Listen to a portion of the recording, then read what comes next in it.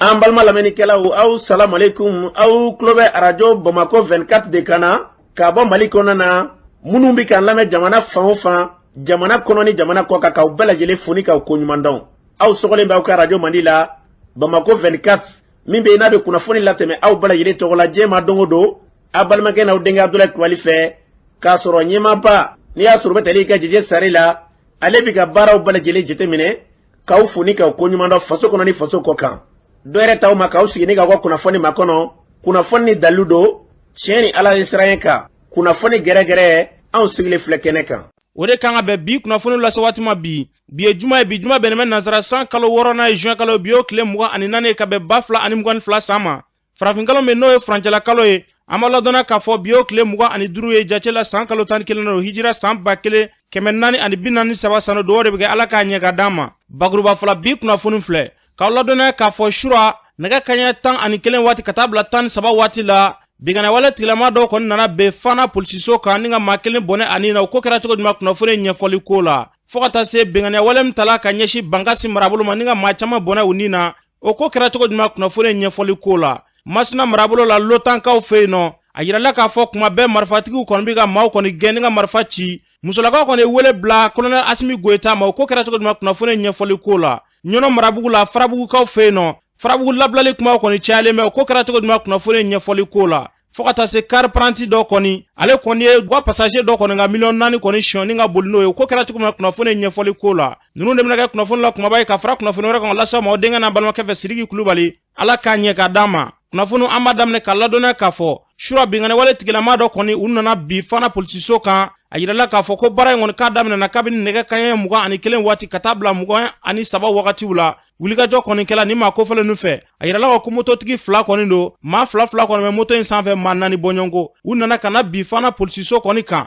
a binni senfɛ u kɔni sera u y'a kɛ marifaciw kɔni ye kunnafoni y'a yira k'a fɔ kuni polisilakaw kɔni ye marifaci kɔni daminɛ ɲɔgɔn na a kɛra sanga janba de ye u bɛ ni marifaci in na kunnafoni y'a yira k'a fɔ ko Fana polisika kelen kɔni ko kɔni bɔnɛna a nin na a tɔgɔ ye Amadu Sise a yirala k'a fɔ ko maa kelen wɛrɛ ko fɛnɛ joginna ko joginda kɔni ka bon kosɛbɛ ni wulikajɔ in kɔni kɛra ni maajugu ninnu fɛ ka se ka ni wulikajɔ in kɔni kɛ u ni finitigilakaw kɔni gana ɲɔgɔn na u ye ni wulikajɔ in kɔni kɛ ni ka tila k'u kɔtɔrɔmabɔ ka taa kunnafoni kɔni y'a yira k'a fɔ maa nu kɔni ma se ka sɔrɔ ni ka se ka ɲɛ jɔnjɔn dɔ maa nu na maa suguya kelen min kɔni de don an bɛ dugawu de kɛ ni wulikajɔ min kelen filɛ nin ye yarabi ala k'an ka jamana basigi ni k'a kolo suma n'an bɔra yen wulikajɔ min kɛra Bankasi marabolo la kɛrɛnkɛrɛnnenya Jalasago ka taa se Janwale ni Desangu wulikajɔ min n'a kɔni kɛra maa caman kɔni bɛ k'i ta fɔ min bɛ tali kɛ Mopti musolaka jɛkulu dɔw ka ɲɛmaa dɔ la ale kɔni y'a yira k'a fɔ ko maa caman kɔni bɛ yen nɔ bɛɛ lajɛlen kɔni bɛ ka kumaw kɔni caya ni wuli in na ko jariwale tigilamaw b'an ka jamana kɔnɔna na ko nka k'an yɛrɛ k'a lajɛ an ka se ka hakili to ɲɔgɔn na ka kunnafoni ɲɛnamaw di ɲɔgɔn ma ka se ka ɲɔgɔn bilasira ko wa ko maa minnu yɛrɛ bɛ yen nɔ n'olu bɛ bɛnbɛn mɛna jariwale tigilamaw fɛ k'u ka jisumani k'u koliji la yaasa jamana in bɛ se ka basigi cogoya min na a tɔgɔ ye Awa Koyita an ka lamɛn. Ni a sɔrɔ diinɛko kɛlɛ de don silamɛya t'a fɔ ko i k'i mɔgɔ ɲɔgɔn faga ka juguya ni a sɔrɔ diinɛko kɛlɛ de don kerecɛnya t'a yira k'a fɔ k'i mɔgɔ ɲɔgɔn faga ka juguya tiɲɛ don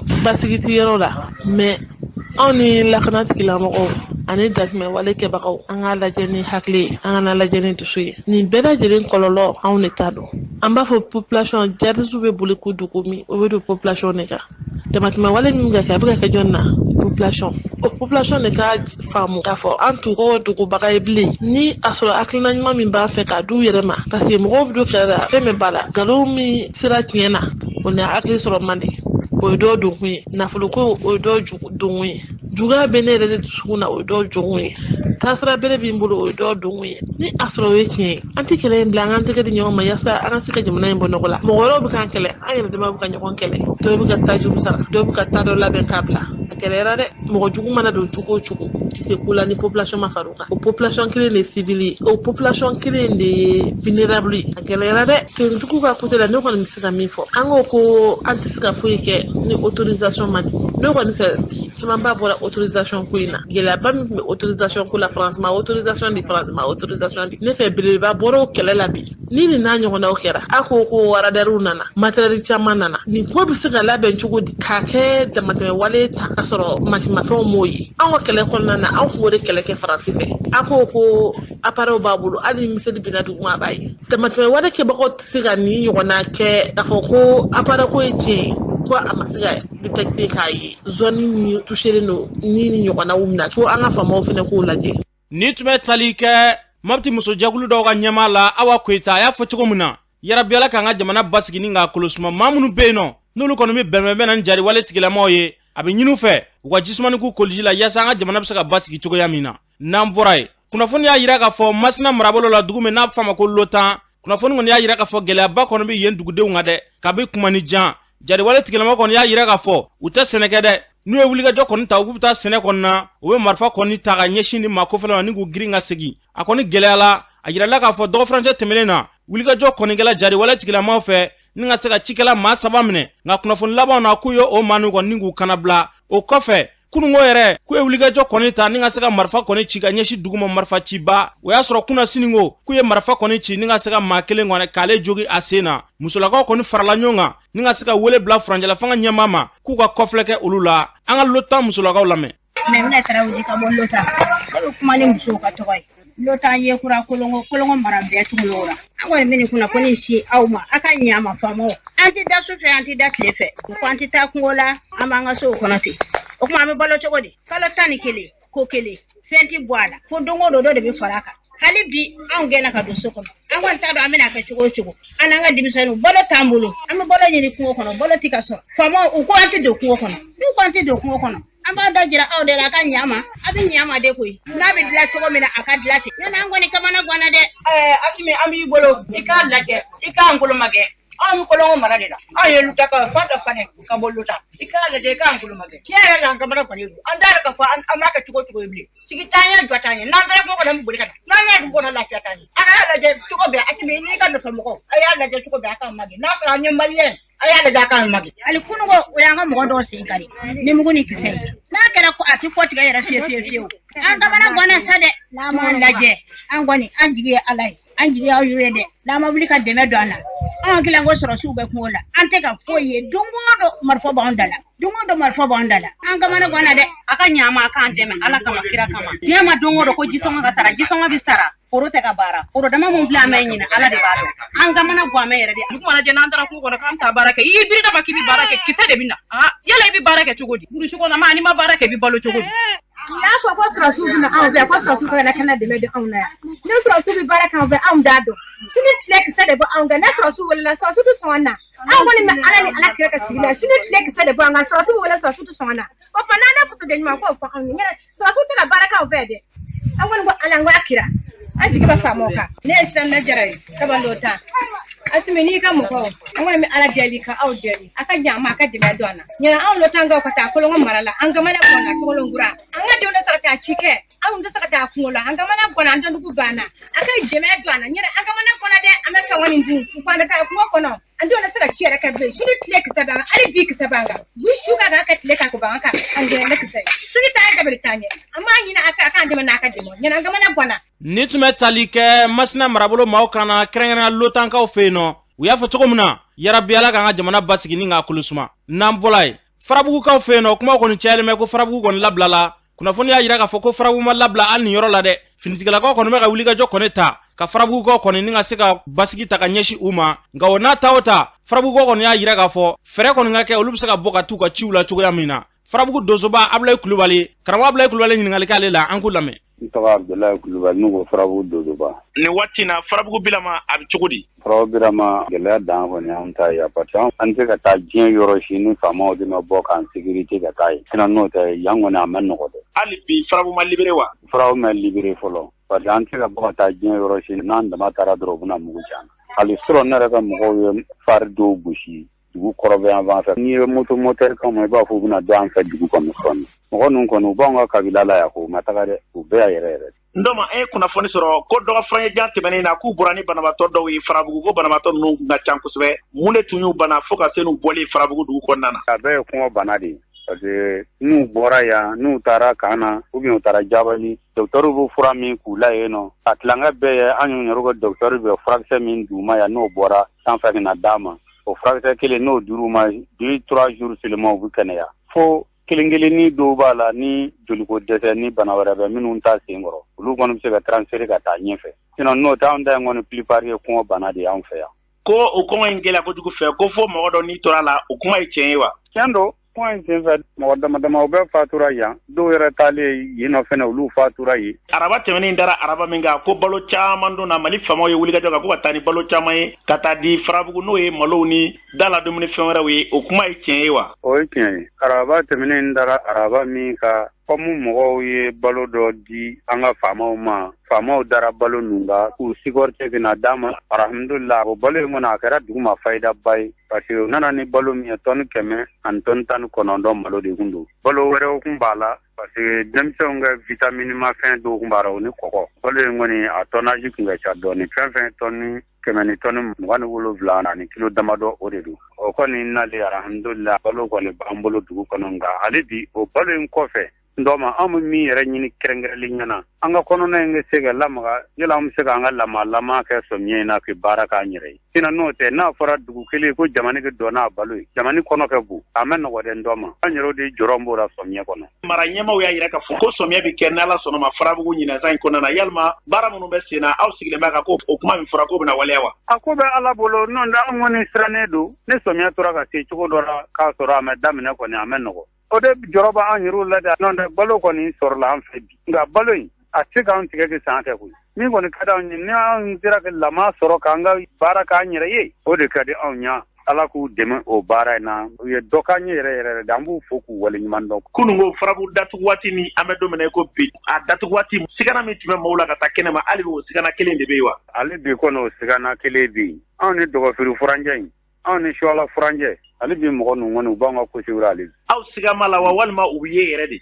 U b'i ye koyi yiri dɔ b'an ka dugu yɛrɛ ni kɔrɔ cɛ a b'a komi kilo kelen u bɛ yɛlɛ k'u sigi o kan u bɛ contrôle kɛ dugu kɔnɔ ni mɔgɔ bɛ bɔ ou bien mɔgɔ tɛ bɔ. Juma tɛmɛnen juma ɲɛkɔrɔla yɛrɛ la u ye ciri kɛ ka na dugu kɔnɔna na an ka donsow ka u ka poste yɛrɛ la. Vraiment a kɛn bɛ degun kɔni ye nka hali bi an bɛ Ala fo k'a barikada an b'an ka faamaw fo faamaw kɔni an bɛ dugawu k'u ye k'u fo k'u waleɲuman dɔn. Farabugu datugulen ni an y'a waati joli kɔnɔna na? A san 2 daminɛna o san 2nan yɛrɛ bɛ ɲini ka dafa yɛrɛ le 6 octobre 2020 bɛrɛ t'a jɛ san 2 la bilen. N'a fɔra ko Farabugu tɛ ka bɔ ka taa diɲɛ yɔrɔ si fo Ala ni faamaw ka dɛmɛ o kɔni a kɛra baara ye dɛ nka hali bi an b'u fo k'u waleɲuman dɔn u k'u jija an ye cɛsiri min u b'a la kɔni Ala k'u dɛmɛ an n'ale bi. Ni tun bɛ tali kɛ Farabugu donsoba la Abulayi Kulubali ka kuma bara la a y'a fɔ cogo min na yarabi Ala k'an ka jamana basigi ni k'a kulo suma n'an bɔra yen Kanbɛlɛ commune maa bɛɛ lajɛlen kɔni bɔra ni ka fara ɲɔgɔnba kɔni kɛ k'a yira k'a fɔ k'u bɛ dɛmɛ kɔni don furancɛla fanga maaw ma a kɛra jamaba de u ye wulikajɔ kɔni kɛ ka dɛmɛ ɲɔgɔn ta ka ɲɛsin furancɛla fanga maaw ma min bɛ tali kɛ Siyaka Samake ka fara Nuhumu Jara kan an k'olu lamɛn.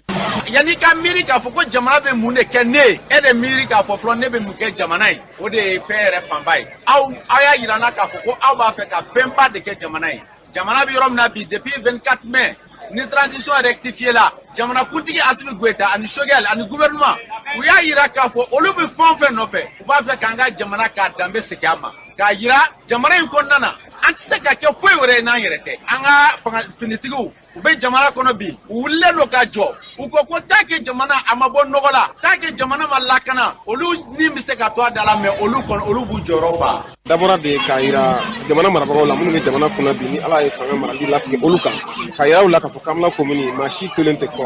Kanbɛlɛ maire conseillers dugudenw alimamu bɛɛ lajɛlen de fara ɲɔgɔn kan walasa an bɛ se ka nin baara in kɛ ka yira jamana faamaw la ko Kanbɛlɛkaw tɛ kɔ Kanbɛlɛkaw bɛ ka fanga in an b'a jukɔrɔma tonto sini an b'a kɛ sinikɛnɛ an b'a kɛ fo ka taa fɔ ko Ala ye don min na tigɛ an ye. Ni tun bɛ tali kɛ maa dɔ ka seereya la Kanbɛlɛkaw fɛ yen nɔ baara kun tɛ dɔwɛrɛ k'u bɛ dɛmɛ ta ka ɲɛsin furancɛla fanga maaw ma yarabi Ala k'o hakilinaw sabati n'an bɔra yen kulu kura dɔ kɔni sigila sen kan kulu in tɔgɔ tɛ dɔwɛrɛ dɛ réseau anti dictature moderne olu kɔni ye faraɲɔgɔnba kɔni kɛ ni ka se ka wele bila kunnafonidilaw ma ka se ka na ɲɛfɔli kɛ u ka kulu in sigi kun ye jumɛn ye u ka kulu in kumalasela ale b'a ɲɛfɔ an ye an ka lamɛn. réseau anti dictature moderne tɔn kura de don munna an ye tɔn in sigi sen kan jamana bɛ lahala min na nin waati in na ka da ka foyi tɛna ten gansan ko n'a bɛ na i b'a sɔrɔ sababu dɔw de b'a la donc ni réseau in sigili sababu bɔra jamana ka lahala kɛrɛnkɛrɛnlen min ni jamana b'o kɔnɔ nin waati ninnu na o hakilijabɔ nana ni réseau in sigili ye o ye lahala kɛrɛnkɛrɛnlen jumɛn ye san 30 kɔfɛ ni an ye jagoya fanga bi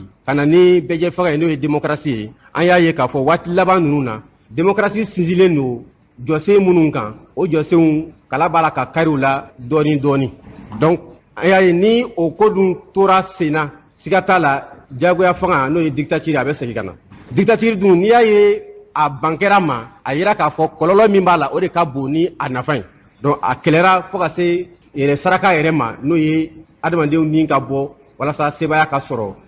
dictature kan donc n'i ye o ɲɔgɔnna wɛrɛ natɔla ye yanni a ka se o degré ma a ka kan a ka fara ɲɔgɔn kan ka se ka ɲɔgɔn hakili jigi walasa a ka kunbɛn yan'a ka se o jelibɔn yɔrɔ ma o de y'a to réseau anti-dictature moderne hakilina tabagaw u ye nin hakilina da yira ɲɔgɔn na k'a fɔ nin baara minnu bɛ senna dugu ma an ka wuli k'an jɔ walasa an ka se ka kunbɛli kɛ ŋɛniɲɛ nin na min bɛ ka labɛn o la an farala ɲɔgɔn kan ka tɔgɔ in sigi n'o ye réseau anti-dictature moderne bamanankan na fara ɲɔgɔn kan kulu min bɛ ban jagoya fanga mamulen ma munna an ye mamulen fara kan cette fois-ci an tun bɛ min dɔn kunu o tun ye mɔgɔ minnu bɛ fanga la olu dɔrɔn de bɛ kuma u dɔrɔn sagoya bɛ kɛ mɔgɔ tɛ se k'u sɔsɔ an tun b'o de dɔn fɔlɔ mais cette fois-ci min bɛ senna sisan o ye olu ka kuma kɔfɛ mɔgɔ minnu b'a fɔ k'u bɛ olu fɛ olu dɔrɔn bɛ kuma mais mɔgɔ minnu b'a fɔ k'i bɛ olu ka hakilina sina fɔ kuma bɛ minɛ e la donc o de ye a mamulen yɔrɔ ye donc a bɛ kɛ i n'a fɔ jagoya fanga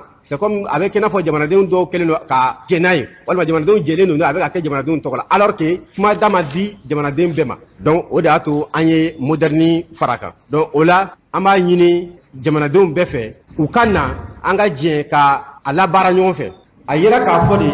mɔgɔw hakilinaw mana fɔ ɲɔgɔn kɔ cogo o cogo hali n'a sɔrɔla jama fanba bɛ côté dɔ fɛ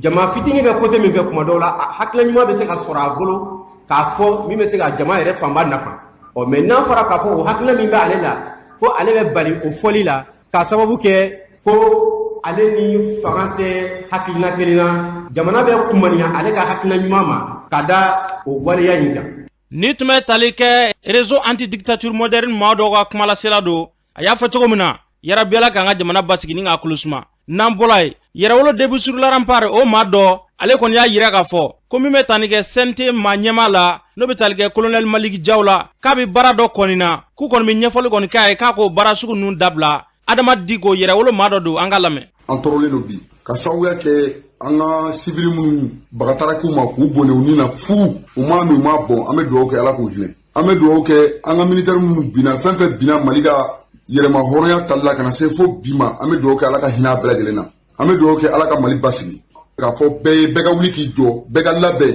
kɛlɛ kama parce que ko dɔ bɛ ka daminɛ jamana in kɔnɔ a bɛ laban cogo cogo la mɔgɔ si t'a dɔn an y'a jateminɛ an bɛ ka wulikajɔ kɛ k'an ka se ka fara ɲɔgɔn kan an ka don da kelen fɛ jamana ka kɛ kelen jamanakɔnɔden bɛɛ ka kɛ kelen halisa dɔw bɛ intérêt ko kɛlɛ la halisa dɔw bɛ taɲini ko kɛlɛ la bɛɛ ɲɛ b'a la n'an yɛrɛ dama bɛ ɲɔgɔn sama la fɛn o fɛn nɔfɛ tuma min na Faransi bɛ rebelles pousser de ka na an ka dugu dɔ ci ou bien k'an ka dugu dɔ jeni ou bien ka yɔrɔ dɔ attaquer à chaque fois o de bɛ kɛ bon an dun ɲɛ b'a la CNT ɲɛmɔgɔ n'o ye Maliki Jaw ye a n'a ka mɔgɔw bɛ ka fɛn min planifier vraiment an ɲɛ bɛ a kow la a kuma bɛ ka fɔ fan bɛɛ fɛ an ye kuma in fɔ ni fɛlɛ k'a fɔ ni fɛlɛ ye vraiment wagati dɔ sera an ka ɲɛ waga ɲɔgɔn ɲɛ na an ka tiɲɛ fɔ ɲɔgɔn ye n'a bɛ kɛ min ye diɲɛ kɔnɔ a ka kɛ o ye mɔgɔ damadɔ de bɛ jamana mara mais mɔgɔ damadɔ ta tɛ jamana ye dɛ bonya de bɛ da i kan k'i bila ye sinon i ta tɛ wa minnu y'a danaya da i kan k'i bila ye n'o ye an population civile ye n'an wulil'i nɔfɛ bilahi k'ale yɛrɛ sɛgɛn i bɛ taa i b'a kɛ maliyɛnw ta de ou bien i bɛ fanga to maliyɛnw ye ou bien i bɛ taama maliyɛnw joli kan mɔgɔ bɛɛ tɛ se k'i bolo si mɔgɔ kelen ma karisa de ye problème ye bɛɛ kɛlen don ka Maliki Jaw jateminɛ CNT ɲɛmɔgɔ vraiment an b'a fɔ a ye k'a ka sabali a ka segin kɔfɛ n'a ma segin kɔfɛ u la ni kasara mun nege b'u la Mali kɔnɔ u ka wuli n'o kasara ye k'o kɛ an labɛnnen don k'o kɔnɔ parce que n'i y'a jateminɛ n'i kɔni taara ka taa politique mɔgɔw ɲininka politique mɔgɔw bɛ danga min ka bi k'u ɲininka Mali ko problème na i ye Mali di cili de ma politique mɔgɔw ka ko kun banna pewu u da tun tɛ se ka don foyi la diɲɛ kɔnɔ aw de taar'u ɲininka an ka élection ko la an dun bɔ an b'a fɔ aw ye diɲɛ kɔnɔ a ye politicien ninnu to yen cogoya min na a y'u to yen génération kura wɛrɛ ka na fanga na pour que an ka se ka baara kɛ ni mɔgɔ taara ka taa tapo sigi ka Mali ko ɲininkali kɛ tapo la est ce que e yɛrɛ bɛ Mali fɛ wa mɔgɔ min taara tapo sigi ka Mali ɲininkali kɛ tapo la e bɛ Mali fɛ wa est ce que e bɛ Mali fɛ donc i tɛ Mali fɛ i tɛ maliyɛnw fɛ politique mɔgɔw ka kan k'u dabɔ jamana ko la pewu jamana kɔnɔdenw kan ka politique mɔgɔw dabɔ san 30 fɛn min b'u bolo u ma se ka fɛn dilan la u ma se ka ko k'a kɔnɔ bi de aw bɛna t'u ɲininka an taara ka taa sigi ka assise kɛ maliyɛn bɛɛ taara kuma invitation cir'u ma k'u ka na u ma sɔn ka na u ma jamana yɛrɛ dɔgɔya u ye jamana dɔgɔya o donc u sigilen n'u ka intérêt n'u ka nafa de kama sisan aw fana b'a fɔ ko non ko aw bɛ siran u ɲɛ ka taa an ka ko ta k'a d'u ma ko kunkolo kalifa yɔrɔ caman i b'a di a cibaga ma ni mɔgɔ jɛna ko ma i hakilina ye ko min ye n'a tigi tɛ k'a kɛ o sira fɛ aw dun bɛɛ ye marifatigi de ye aw bɛ jamana lajɛ dɔ b'i sabali ka jamana lajɛ an b'a ɲini malikijaw fɛ bilahi taala a ka sabali u ka sabali u bɛ baara mun na u ka sabali u ka politigimɔgɔ n'u k'u ye k'u to ye u ka politigi ye k'a to ye ni tabaw bɛ t'i sigi k'a fɔ ko violence de bɛ ka kɛ ko ni mɔgɔ kumana i bɛ minɛ ka datugu wagati min na an bɛ buwa bi n'ale kɛra ministre de la justice ye pour que a ka mɔgɔw minɛ ka don kaso la o ma kɛ u ye mun ni mun bɛ d'u ma min kɛ ni aw hakilina de ye ko Choguel min bɛ premier ministre la k'o de bɛna taa ka bɔ yen ko n'o ma taa ka bɔ yen ko jamana tɛ basigi an bɛ sigi k'a lajɛ o n'aw b'a dɔn ko maliyɛnw kɛlen don k'u ka jamana kanu k'u ka président kanu k'u ka premier ministre kanu n'aw b'o dɔn n'aw t'o dɔn a y'aw bila ji la n'a wolola min na a tɛ dogo mɔgɔ si la Mali kɔnɔ. Ni tun bɛ tali kɛ Adamadigo la kɛrɛnkɛrɛnnenya yɛrɛwolo debusurula anpari maa dɔ don a y'a fɔ cogo min na yarabi Ala ka bɛnɲɔgɔnya sabati nin ma ni ɲɔgɔn cɛ n'an bɔra ye min bɛ tali kɛ paranti dɔ kɔni na ale kɔni bolila n'u ka passager dɔ ka wari kunnafoni y'a yira k'a fɔ ko sagajura dɔ kɔni a kɔni kun bɛ ka taa sagasan kɔni na kɔrɔnfɛla la a kɔni ye a ka wari kɔni don bɔrɔ kɔnɔ ni k'a bila mobili sanfɛla la u sera Sevare kɔnɔna na u bɛna si yen nɔ a y'a yira parantikɛ kɔni na ko ka yɛlɛ mobili sanfɛ ko k'ale ka bɔrɛ jigi ka d'a ma parantikɛ y'a yira k'a fɔ ko su kɔni kolen don ko bɔrɛ foyi tɛ jigi ka bɔ sanfɛla la a y'a yira k'a fɔ k'ale ka wari de b'a kɔnɔ parantikɛ kɔni ma sɔn a taara ka t'i da dugu kɔni jɛra parantikɛ ma sɔrɔ yen nɔ bɔrɔ ma sɔrɔ yen yasa k'a priorité d'a ma mobili yɛrɛ tigi Mamadu Konate an ka lamɛn. Ne tɔgɔ ye Mamadu Konate. An ye kunnafoni sɔrɔ ko ntɛnɛndon su ko a ka paranti dɔ k'a bolila ni maa dɔ ka wari ye Sevare a ko kɛra cogo di. U bɔra a dimanche sufɛ donc lundi mobili ye panne kɛ sira la donc mobili dépanne la ka taa don Sevare ka bɛn 19h ma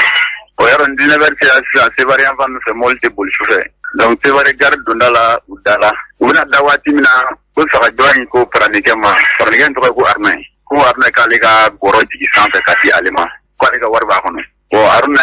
a fɔ cɛ ma ko non k'a ka to t'u ka jɛ siɲɛ kelen bon souvent ale tun kan ka déjà ale ye wari ko kuma fɔ Aruna ye kaban ale tun kan ka Sevarikɛ de laɲini sisan k'a fɔ o ka ɲɛma ka minɛn jigi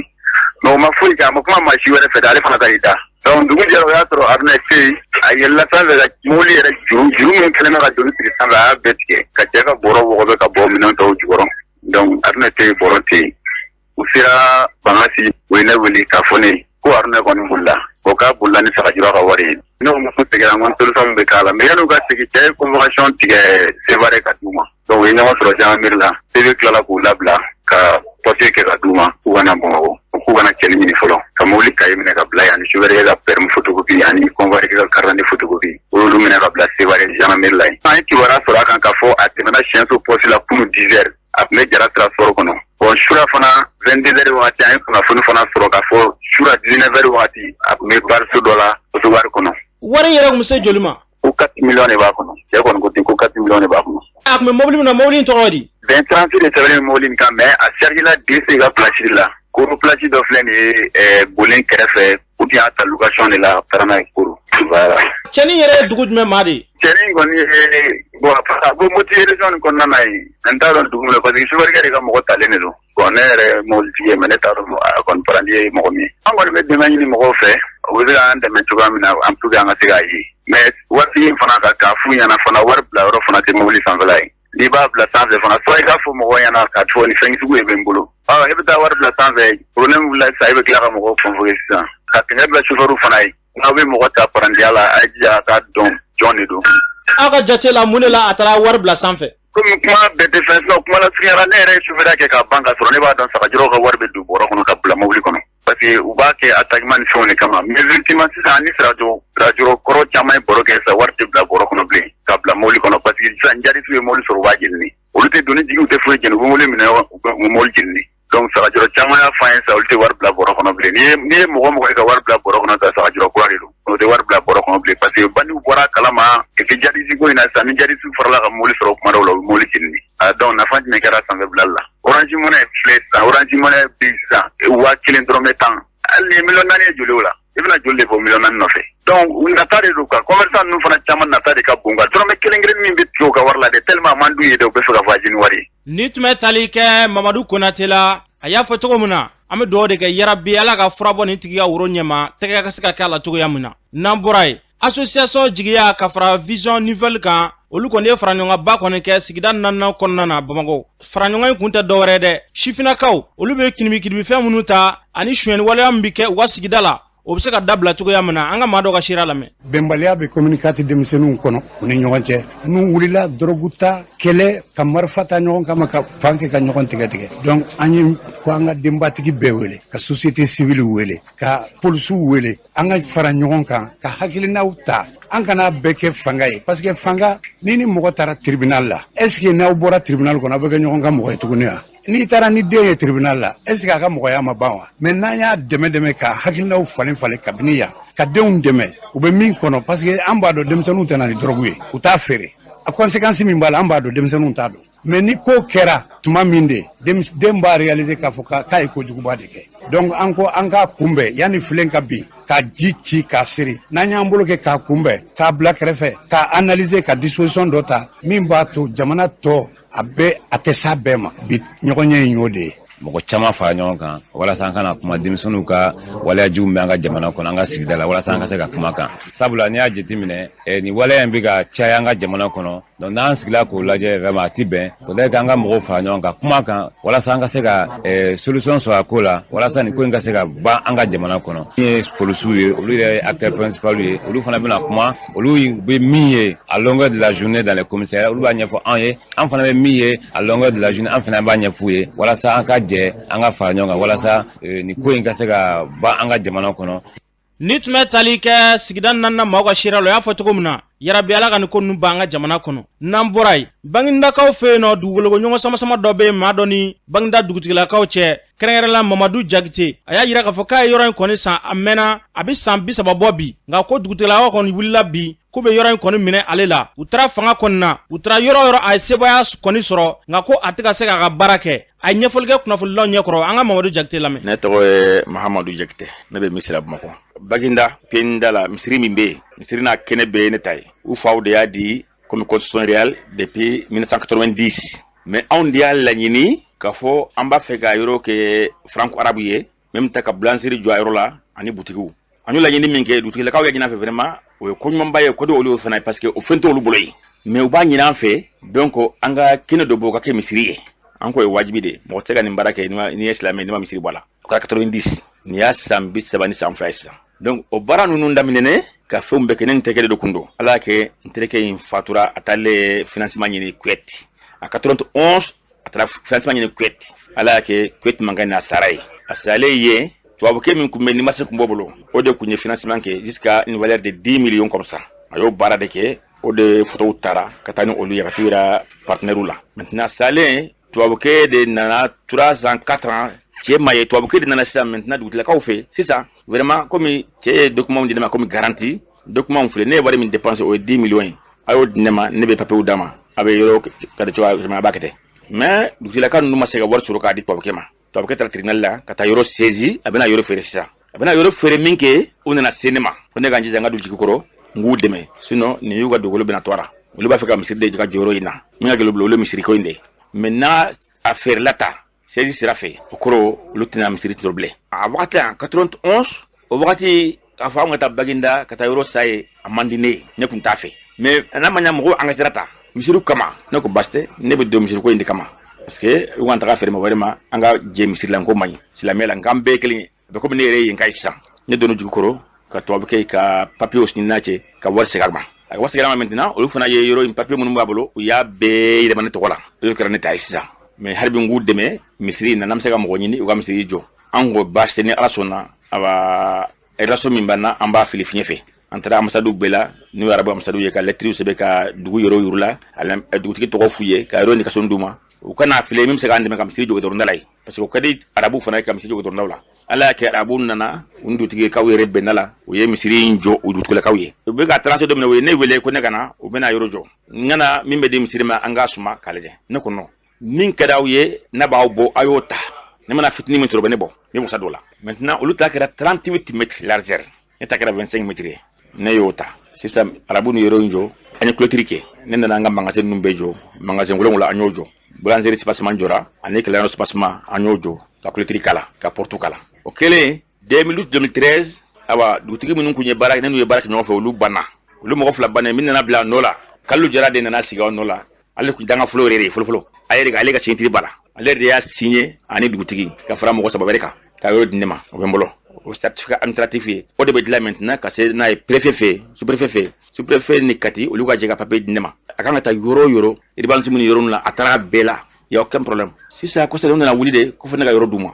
ne ko y'a sigi jumɛn ye ko non ko yɔrɔ ye place publique de ne ko ni an siɲɛ fɔlɔ kɔ mɛn a bɛ di an ma don min na o ma fɔ an ye o t'a ka fana a dira ma comme foro yɔrɔ nana plan nana kɛ yɔrɔ nana morcelé a kɔfɛ a morcelé kɔfɛ u ye numéro k'a la numéro L place publique t'a la place publique do a bɛ sɛbɛn la P mais o t'a la donc ne n'u fɔra ɲɔgɔn kɔ de la ne bɛ yan sisan kɔni a mɛnna nin y'a sɛbɛn san fila ye an ɲɔgɔn sɛŋo de la bon u ka misiri mɔgɔw y'a lajɛ misiri mɔgɔw ma sɔn u ka kuma in ma ko vraiment tiɲɛ yɛrɛ la bɛɛ bɔra ko in kalama cɛkɔrɔba minnu bɛ k'u bɔra kalama ka yɔrɔ minɛ yɛlɛ k'a di misiri ma o hakɛ olu t'u kun dɔ kɔrɔ u ni misirilamɔgɔw kɛlɛ la mɔgɔ ye mɔgɔ ɲɛnama ye ni a ma sɔn ko in ma u n'a bɛ kɛlɛ la u y'u bɛɛ dabɔ dugu kuma la u y'a bɛ kɛ dugu jugu ye a ma ɲɛ min kɔ an taara fanga la n taalen fanga la fanga ye jɔ di ne ma u ye appel kɛ an taara cour d'appel la ma tiɲɛ sɔrɔ an taara cour suprême la ma tiɲɛ sɔrɔ o taara administratif la k'u bɛ n ka papier ninnu annulé o ma tiɲɛ sɔrɔ fana la o perdila bɛɛ la donc an b'o de la kiiri bɛ banna ne nana ɲini sisan n bɛna n ka yɔrɔ jɔ ni n taara kama yɔrɔ jɔ o bɛ jama labɔ n kama an dɛsɛlen bɛ ka yɔrɔ jɔ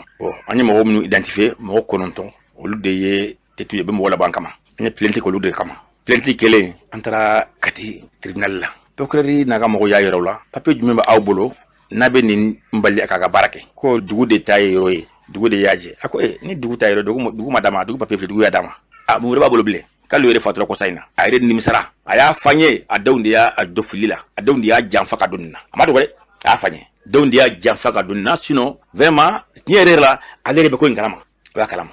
u kan ka don kaso de la procureur y'a ɲini ka don kaso la koyi mais jamana in an bɛɛ bɛ ɲɔgɔn dɔn delilikɛlaw cayara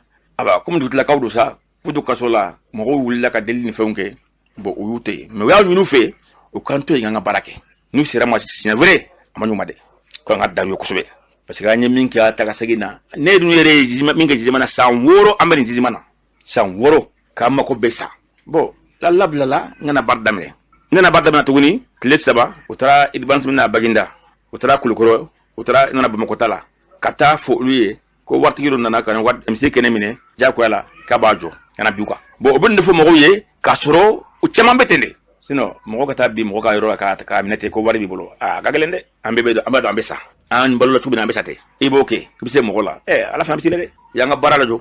k'an tɔɔrɔ dɔrɔn u jo t'a la k'an tɔɔrɔ mais n y'u di ala ma inshallah n y'u di ala ma ni ala sɔnna o b'a ye parce que o de ye ne wele k'an don baara la ka tila k'an toɲɔ k'an ka nafolo tiɲɛ k'an ni tɔɔrɔ mɔgɔ ye tiɲɛ in dɔn n'i m'a dɔn n'i y'u dɛmɛ n b'a faamu i kan k'u dɛmɛ mais tiɲɛ dɔnnen kɔfɛ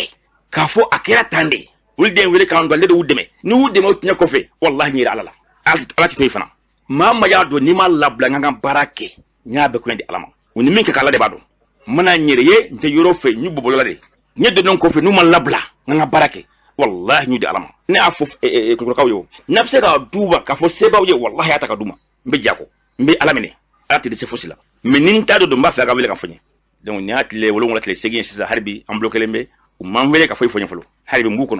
b'u kɔnɔ ni ala sɔnna dɔgɔkun wɛrɛ n bɛ wuli kama n'u ma jaabi di yan min kan ka kɛ o bɛ kɛ ni tun bɛ tali kɛ Mamadu Jakite ale ka seereya la a y'a fɔ cogo min na min bɛ tali kɛ Baginda dugutigilakaw ni seereya b'u yɛrɛ bolo an b'u ka bila la an bɛ dugawu de kɛ yarabi ala ka basigi nati nin ko la n'an bɔra ye sifinnakaw dɔw faralen don ɲɔgɔn kan yirimajɔkaw fɛ yen nɔ kɛrɛnkɛrɛnna AJV simaw olu kɔni ye fara ɲɔgɔn ba kɔni kɛ san o san u bɛ lakɔli kalan dɔw kɔni kɛ kalandenw kunna kɛrɛnkɛrɛnna minnu bɛ dɛfu la u ye baara in kɔni sigi sen kan an ka lakɔli karamɔgɔ dɔ ni kalanden dɔw lamɛn. ne tɔgɔ ye Bokar Jalo ne ye maître ye école SAES la comme examen min kan ka kɛ n'a fɔ a ma ko DEF diplôme d'études fondamentales bon an b'o o baara ɲɛbila baara de la mais ni initié la nin ye cours gratuit de en général ka dɛmɛ don denmisɛnninw ma parce que CTB ka cours kɛ maître ta wa maître fana n'o bɛ cours di i b'a sɔrɔ dɔw bɛ explication di mais a tɛ se a dan na jago cours minnu bɛ kɛ kɛrɛfɛla la olu de bɛ denmisɛnninw permettre o ka se ka faamuyali sɔrɔ faamuyali jɔnjɔn o hukumu kɔnɔna na yan sigida présidence yɛrɛ bi yan ale ko est ce que an t'a lajɛ ka denmisɛnninw dɛmɛ ka initiative dɔ bila en place pour que ka explication dɔ di matière bɛɛ lajɛlen na bon san o san a bɛ kɛ bon ɲinan t'a la latigɛ e yɛrɛ ka na a ka kɛ e yɛrɛ ɲɛna dɛmɛ hakilina de y'an bila ka nin sigi sen kan bari denmisɛnninw ye siniɲɛsigiw de ye jamana siniɲɛsigiw de don n'i y'a ye k'a fɔ ko denmisɛn bɛ kolankolon kɛ walama taayɔrɔ t'a la a bɛ dépend lamɔ yɔrɔ la an ka lamɔ fitinin ye min ye kalan min dila ma kan ka kɛ denmisɛnninw kunna o ka se k'a faamuya ni denmisɛnnin ye fɛn faamuya i b'a sɔrɔ sini ma sinikɛnɛ ma a bɛ se ka dɔw fana kalan i n'a fɔ ne fana bɛ k'o kalan cogo min i n'a fɔ dɔw fana ye ne kalan a bɛ se ka kɛ fana n'o ye fɛn dɔn ka bɔ yan o bɛ se ka baara wɛrɛ kɛ hali n'o ma kɛ ministre o ma kɛ député o bɛ se ka baara wɛrɛ kɛ ni den n'a bɛ kalan na yan a ma fɛn dɔn n'a bɔla i b'a sɔrɔ hali a tɛ se k'a ka fɛn ɲɛnabɔ a yɛrɛ ye o hakilina de y'an bila ka nin kɛ. Ne tɔgɔ Acheta Sise ka bɔ 9 B la école privée la Chazes an bɛ yan nɔ association ASVEJ mɔgɔw ka cours kama vraiment u ye faamuya d'an ka école ma mɔgɔ caman tun bɛ yen minnu yɛrɛ fana tɛ se éducation yɛrɛ bɔcogo la dɔw tun tɛ se définition yɛrɛ ɲuman na mais sisan an ka classe kɔnɔ kɔni mɔgɔ caman bɛ se an bɛ foli d'an ma. Tɔgɔ Cɛkura Ture ka bɔ école privée la Sagesse yan bɛ yan cours la ka ɲɛsin physique chimie ma an bɛ Ala fo k'Ala barika da. Ne tɔgɔ Arhanatu Karamenta ne bɛ bɔ Yirimajɔ Dawatul Islamia la ne ye madrasa den de an nana la charge la cours de la maître dɔw de bɛ yen u bɛ cours d'anw ma defu ɲɛbila walasa an ka defu ka se ka ɲɛ an bolo cogo min na an kɔni an b'u fo k'u barika da ne ye faamuyaliba de sɔrɔ a la kɛrɛnkɛrɛnma mati ani physique chimie. Ne tɔgɔ Aishatu Kunba ka bɔ madrasatu Dawatul Islamia la faamuyali caman bɛ ka sɔrɔ ani bɛ se ka kɛ sababu ye ka mɔgɔw dɛmɛ u ka defu fɛnw na. Ne tɔgɔ Muhamɛdi Kulibali ka bɔ madrasatu Dawatul Islamia la Yirimajɔ an nana association AJPC la cours de la ka cours kɛ an madrasadenw minnu bɛ defu la walasa ka defu nɔgɔya u bolo i n'a fɔ physique chimie ani mati ani INSHAO ne b'a fɔ ma ko rédaction français la ne ye faamuyaliba yɛrɛ de sɔrɔ a la. Ni tun bɛ tali kɛ maa dɔw ka seereya la minnu ye kalan k'u kunna ani kalan kɛra minnu kunna kulun yɛrɛ ɲɛma n'o bɛ tali kɛ Seku Kobara la ale b'a ɲɛfɔ an ka lamɛn. Seku Kobara ka bɔ Yirimajɔ ne de ye association AJVC président ye n'a bɛ fɔ ma ko association des jeunes volontaires pour le changement de Yirimajɔ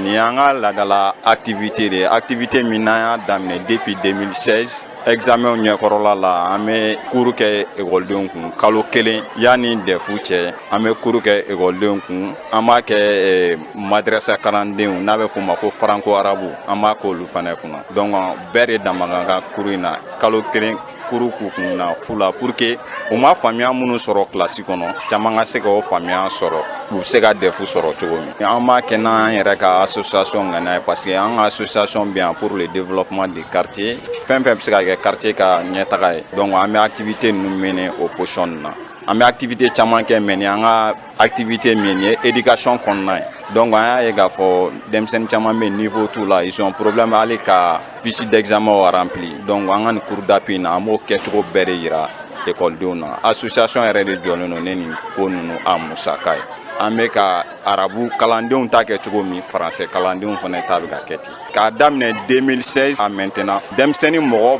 1165 olu de passera an ka nin activité in canal kɔnɔna na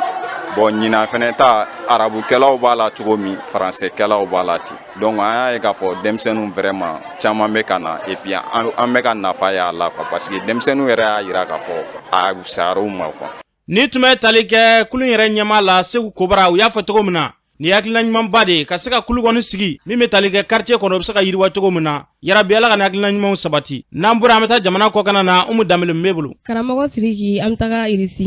ni Ukraine jamana ka kɛlɛ sababu la EDF jamanaw fana ye ɲangili ta k'a da Irisi jamana kan o waati kelen na Litiyani fana sɔnna ko o ɲangili kelen waleya Irisi jamana kama Irisi mabagaw fana y'a lase arabado k'u bɛna taa juru sara bere ta Litiyani jamana kama ni waati in na a jirala fana ko Irisi sɔrɔlasiw bɛ ka sebaya sɔrɔ ka taa fɛ Ukraine jamana kɔrɔ yan fan fɛ n'an bɔra an bɛ taga Faransi jamana kan Faransi jamana ɲɛma Emmanuel Macron n'a ka fanga nani politiki tɔn a y'u lamɛn a ka jamana ɲɛmayaso la ni dɔgɔ furancɛ in kɔnɔ u y'akilina falen kɛ jamana marali ko kan ani wasabulon ka se ka baara daminɛ cogo min na n'an bɔra an bɛ taga Burkina Faso jamana kan Burkina Faso jamana kuntigi n'ale ye colonel Paul Heri Daminba ye a ye Jean Baptiste Ouedraogo ale ni Orak Marie Christian Kabore a y'u bisimila a ka jamana ɲɛmayaso la arabadon tile fɛ ni maa fila ya jirala k'a fɔ k'u ye jamana ɲɛmaya kɛ k'a kɔrɔ nka k'u ye akilina falen kɛ jamana lakalani ani donatɛmɛ fanga maaw bɛ se k'u ka baara kɛ cogo min na n'an bɔra an bɛ taga Beni ADF jatigɛ walekɛlaw tun ye maa 8 ɲɔgɔn minɛ dinganiya wale dɔ senfɛ a kɛra a kun mɛnna kosɛbɛ ni waati in a jirala k'a fɔ k'u labilala arabadon juin kalo tile 22 ka segin ka na u ka denbayaw kɔnɔ a kɛra nisɔndiyakoba ye jamanadenw bolo karamɔgɔ Sidiki an tun ye min sɔrɔ ni kiyoli dɔ ye. Umu Danbele y'a fɔ cogo min na yarabi Ala ka basigi nati Mali ni diɲɛ jamana bɛɛ lajɛlen kɔnɔna na